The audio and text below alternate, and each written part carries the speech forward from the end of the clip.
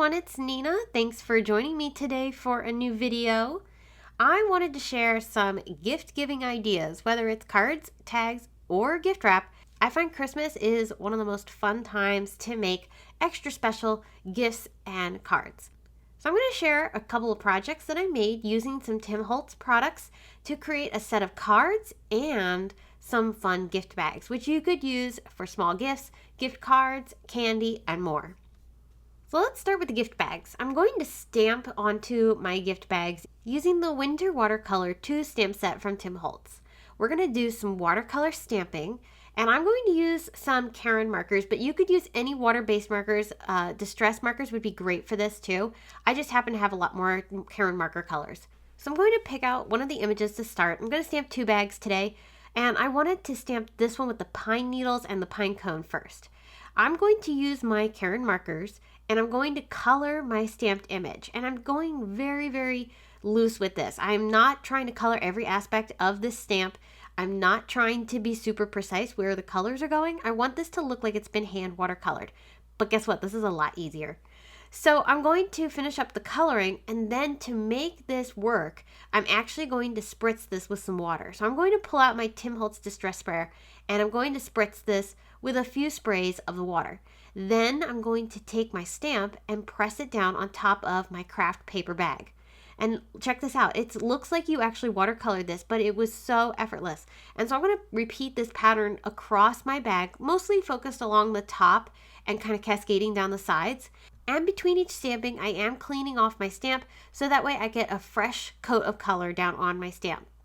I also did bring in this little berry sprig too to fill in some of the areas. I thought it would be nice to have a pop of red here. So I did the same thing using some browns and reds. I colored the stamp, and then I'm overlapping that with some of the pine needles. I love how this looks, and it gives a beautiful hand watercolored feel in no time at all. You could stamp a whole bunch of these bags really quickly and easily. Here's another design that I did using more of a traditional holly leaf.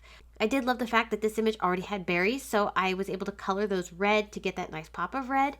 And I'm going to do the exact same thing that I did for the other bag and cascade that down the sides. So now I'm going to bring in some distressed mica stain, and I'm going to splatter my bags to give them a little bit of a sparkle and shine. Mica stain is super fun for spraying onto your projects, but I really love using it for a splatter. So I actually used 3 colors, a gold, red, and a green. I have all the products that I'm using linked below in the video description for you to check out if you're curious about anything. So while those bags are drying, I'm going to make some bows. And I'm going to utilize this bow loom from We Are Memory Keepers to help me make some more enhanced bows.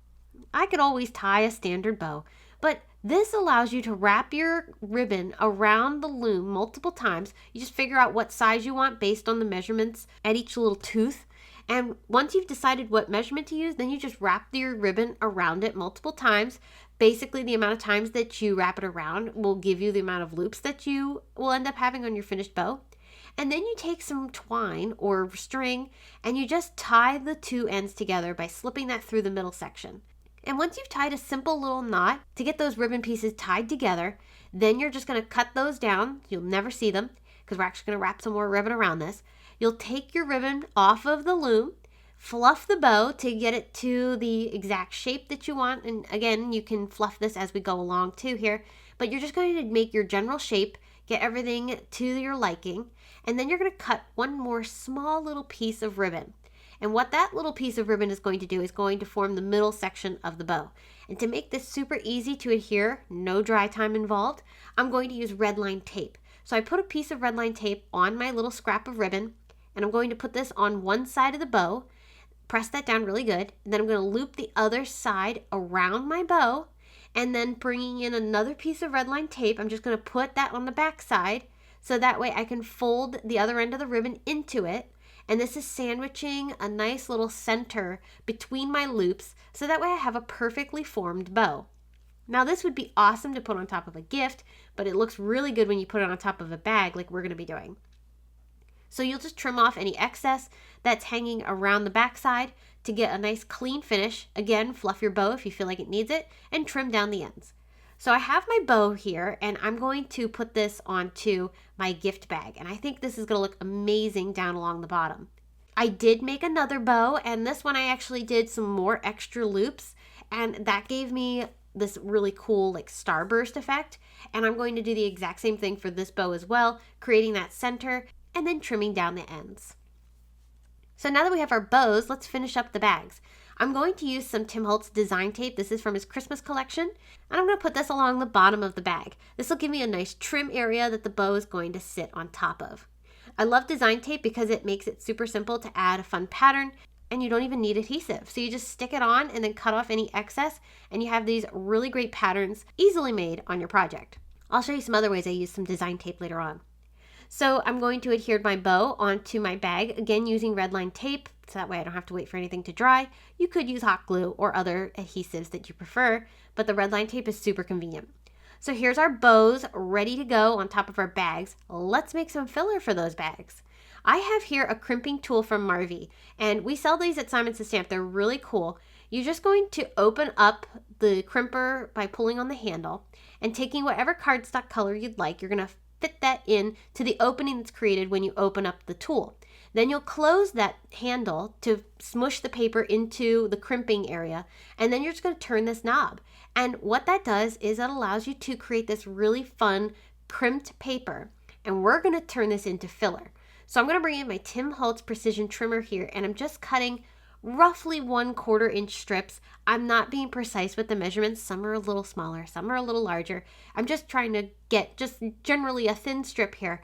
And I just trimmed this entire sheet of 8.5 by 11 Rainbow Splash Emerald cardstock down into these little strips. So then I'm going to have this entire bunch of these little strips that I'm going to now cut in half. So it's going to give me double the amount. So once I've cut these in half, then here's the really fun part. Ready? We're going to crumple them. So take a handful and just crinkle them up in your hand. Get your kids involved. They'd probably love doing this. And you're just going to crinkle them up into little pieces. And these are going to be like those little tissue paper fillers that you can get at the store, but you made your own. And how fun is this? You can customize it to your project, which I think is absolutely awesome. So this paper crimper is like really handy for projects like this, and I can't wait to make more filler for my bags. So one sheet of paper filled this entire bag, and honestly, I don't even need this much because I need to put a gift in here still. But just goes to show you how much one sheet of paper ended up making. So I have this really nice full bag just from one sheet of paper, and it was really quick and easy to do. So the last thing we need for this bag is a tag. And when you're making multiple gift bags, tags, etc., it's nice to be able to do something easy. So here's a trick. Take some Tim Holtz ephemera or paper. Here I'm just using some Christmas pocket cards, and I'm using our Simon Says Stamp label tags die to cut these down, so that way I have these really cute little festive tags that will go perfectly with my gift bags. I do want to have a clean surface on the back side of my tags, so I am going to take a glue stick from Simon Says Stamp and just glue my little ephemera tags onto this clean tag that I cut from the same label tags die. And this way I'll have a nice clean place to write on the back side. The glue stick is fantastic, quick and easy for adhering paper like this together because it gives you a little bit of wiggle time before it fully adheres, but when it dries, it's nice and strong. So I did finish off these tags with a little bit of twine. I love some rustic twine for projects like this. They look great with craft bags. So I thought I would attach my tags onto my bags by using some design tape. I had this cute little thin strip from the Christmas collection that I just went ahead and put a small piece of onto my bags. And that allows the tags to be attached really easily. And it also adds a fun little accent too. So win-win. So now that I have my bags all complete, let's make some cards too. These are also really quick and simple to put together. You can make multiples of these in no time at all. So I'm taking some Tim Holtz Idea-ology backdrops and I'm cutting these down to 4 1/4 by 3. And one sheet will give you at least 3 card panels at this size. So that's going to give you 3 cards backgrounds all at once. And I actually cut 2 of these. I ended up making a total of 4 cards for now, but I did save the other pieces so that I can make some more on my own.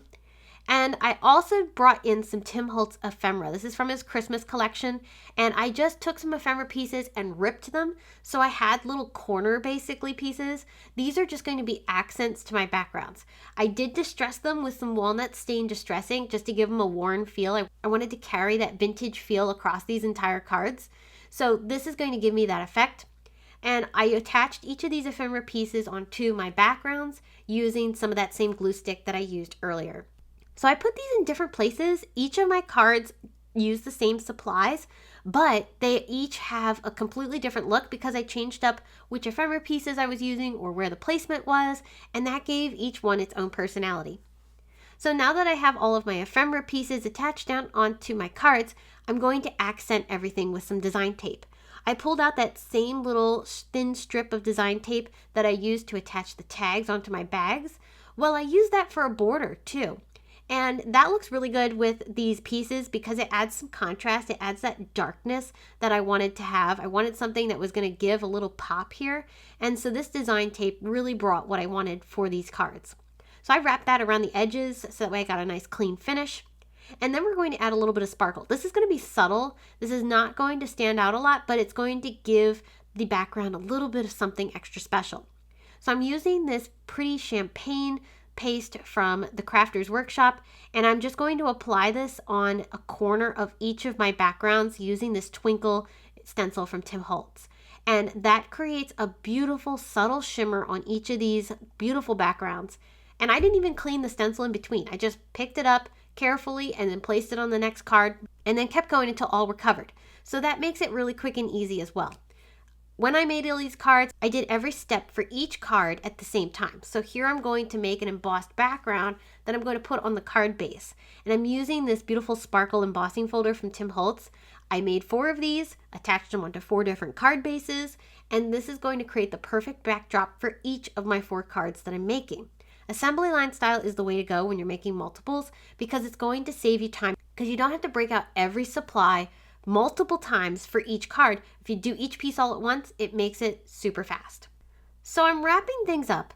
I'm going to use this elegantly modern Christmas foil plate and die set from Simon Says Stamp. If you don't want to do the foil plates, there are stamps and you could just heat emboss these with a beautiful metallic embossing powder, but I thought it'd be fun to foil.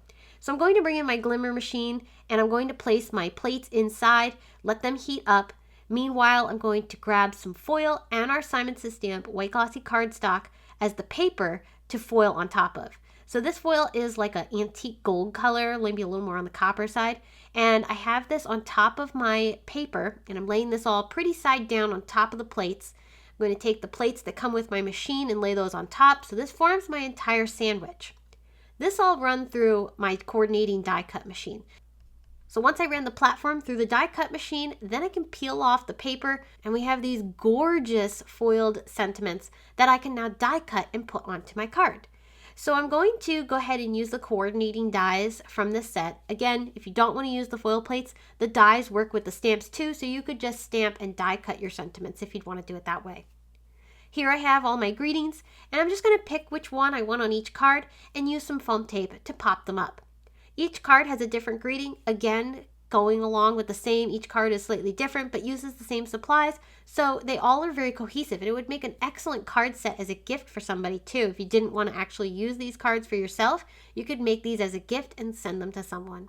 Well, there we have it. So, like I said, these were easy projects to make. Easy cards, easy gift bags, really easy tags. And so now you have a beautiful assortment of gift-giving material that you can use this holiday season. I hope you were inspired by these projects. If you enjoyed this video, I hope you'll give it a big thumbs up and don't forget to subscribe to our channel for more inspiration. I'll be back very soon to share more with you all, but until next time, I hope you have a wonderful day and thanks for watching.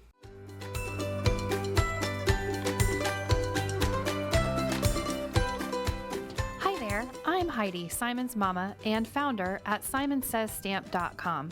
Thank you so much for watching our video. If you like what you just saw, be sure to press the thumbs up and subscribe to see more great content.